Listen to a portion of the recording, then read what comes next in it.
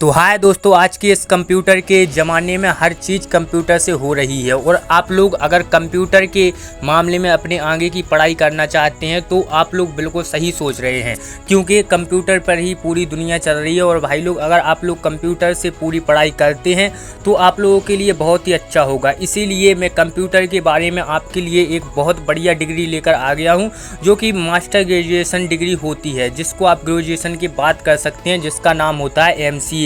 तो MCA के बारे में फुल जानकारी आपको इस वीडियो में मिलेगी। तो दोस्तों चलिए अपनी वीडियो को शुरू करते हैं।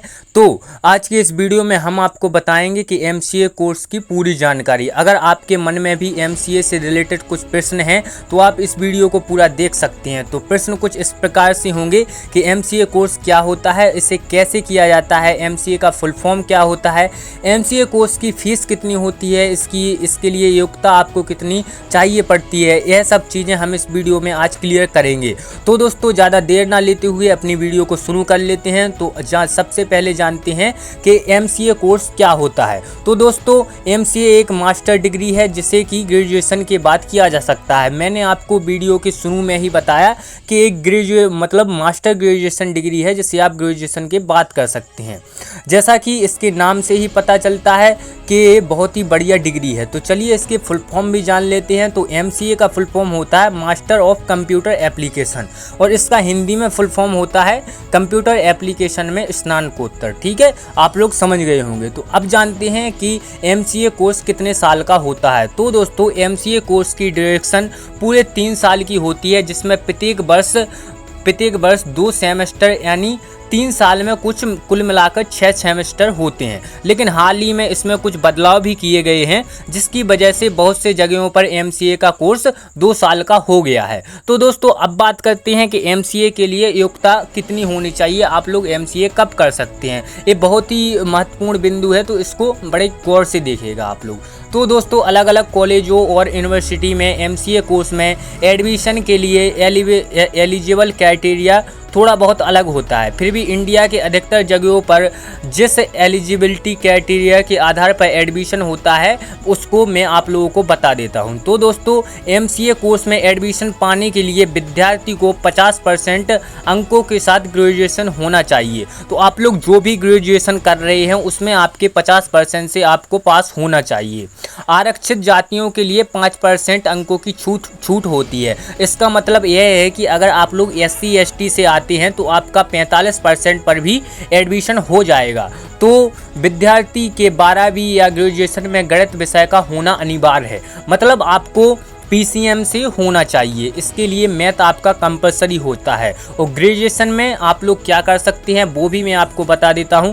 इसके ग्रेजुएशन में आप BCA, BSc, BA, BCom या इनमें से कोई भी स्ट्रीम से आप लोग कर सकते हैं। उसको करने के बाद आप लोग MCA बड़े आराम से कर सकते हैं। तो अब बात करते हैं MCA कोर्स कैसे करें। ये भी एक बहुत ही महत्वपूर्ण बिंदु है, तो चलिए इसको भी जान लेते हैं। अगर आप लोग MCA कोर्स करना चाहते हैं तो सबसे पहले यह आप लोग जान लें कि आप लोग एलिजिबल हैं या नहीं।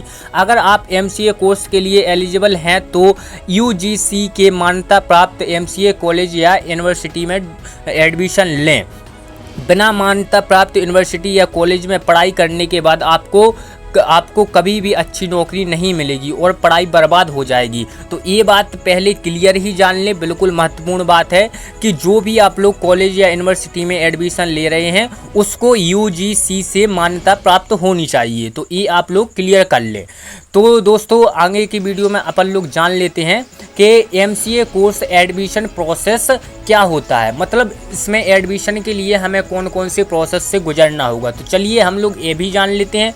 तो एडमिशन प्रोसेस इसमें 2 प्रकार का होता है। इसमें एंट्रेंस एग्ज़ाम के थ्रू अपन लोग एडमिशन ले सकते हैं और विदाउट एंट्रेंस एग्ज़ाम के थ्रू भी अपन लोग इसमें एडमिशन लेते हैं। तो नंबर वाइज जान लेते हैं। पहले जानते हैं एंट्रेंस एग्ज़ाम के थ्रू एडमिशन कैसे होता है। तो दोस्तों MCA कोर्स में एडमिशन के लिए अलग अलग राज्य में यूनिवर्सिटी अपने स्तर पर एंट्रेंस एग्ज़ाम करवाती है। जैसे MAH, MCA, CET की परीक्षा देने पर उम्मीदवार महाराष्ट्र के कई सारे यूनिवर्सिटी में एडमिशन पाने के एलिजिबल हो जाते हैं, जबकि VIT-MEE नामक प्रवेश परीक्षा केवल बेलोर यूनिवर्सिटी में एडमिशन के लिए मान्य है।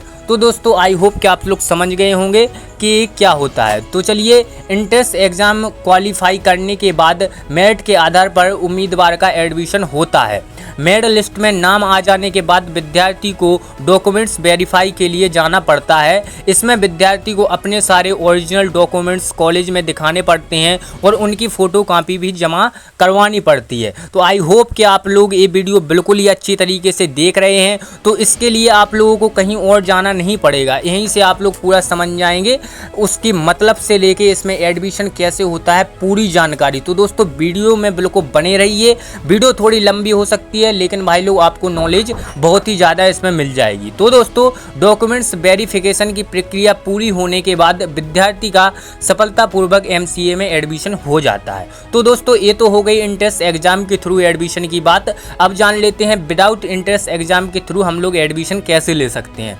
तो दोस्तों बहुत से कॉलेज में बिना किसी एंट्रेंस एग्जाम के MCA कोर्स में एडमिशन मिल जाता है। तो ऐसे कॉलेज मैनेजमेंट कोटा के नाम पर विद्यार्थी का डायरेक्ट एडमिशन लेते हैं।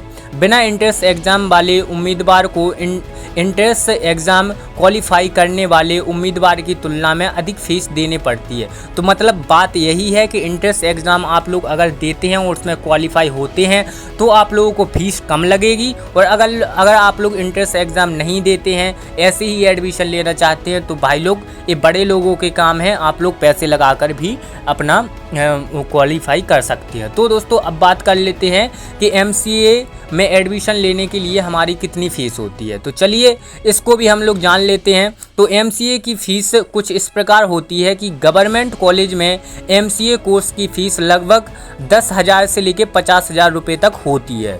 ठीक है, अब कब बात कर लेते हैं प्राइवेट कॉलेज की। तो प्राइवेट कॉलेज में 30,000 से लेके 2,40,000 मतलब 2.5 लाख के समथिंग इसकी फ़ीस हो जाती है। तो दोस्तों आई होप कि जितने सारी बिंदु में मैंने आप लोगों को ये टॉपिक समझाया, तो आई होप कि आप सब लोग समझ गए होंगे, और मेरे से मतलब कोई भी टॉपिक छूट गया है या आपको कोई भी समझ में नहीं आया है तो आप लोग बेझिझक कमेंट कर सकते हैं। तो दोस्तों मिलते हैं किसी अगली वीडियो के साथ, तब तक के लिए नमस्कार दोस्तों।